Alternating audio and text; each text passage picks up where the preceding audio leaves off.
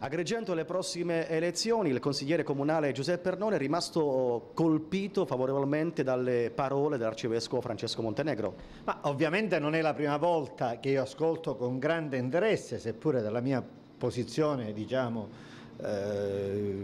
ideologica, religiosa, le parole di questo che ritengo essere un grande insegnante di morale e di fede. Ma dirò di più, io intendo applicare l'insegnamento che ieri ci ha spiegato ai vostri microfoni Don Branco per costruire una squadra che impegni a favore della città le migliori energie. Se vogliamo riscattare questa terra, ognuno al quale Madre Natura ha donato risorse intellettuali, competenze, capacità, voglia lavorare, deve mettersi in gioco, dare la sua disponibilità al riscatto di Agrigento. Io utilizzerò proprio le parole di Don Branco per consolidare la convinzione che ha già maturato Cinzia Schinelli di far parte della mia squadra, per diciamo,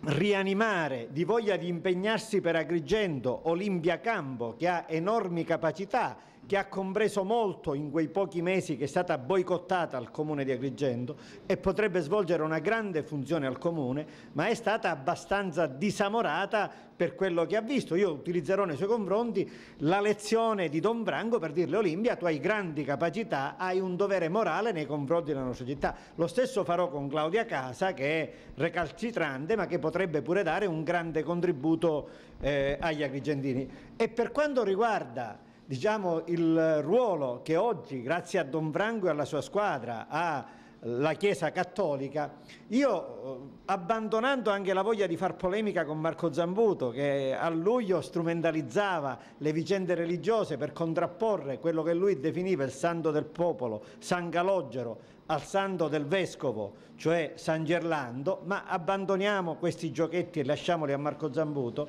Voglio invece citare l'Amico del Popolo e annunziare che io ho scoperto nell'Amico del Popolo finalmente un giornale al quale vale la pena di abbonarsi, e l'Amico del Popolo, con questo articolo che vedete in prima pagina e che io mi riservo di leggere a tutti i telespettatori e di invitare anche i giornali online a fare come ha fatto Sicilia 24 Ore, cioè a pubblicarlo, con questo articolo, l'Amico del Popolo, articolo intitolato Lato idrico, Girgenti Acque, la politica, le tariffe e noi, fa chiarezza rispetto a tutta la demagogia che abbiamo visto in questi giorni. Chi legge l'articolo dell'Amico del Popolo, scritto da una giornalista che io non conosco ma che apprezzo moltissimo, finalmente comprende qual è la realtà, cioè che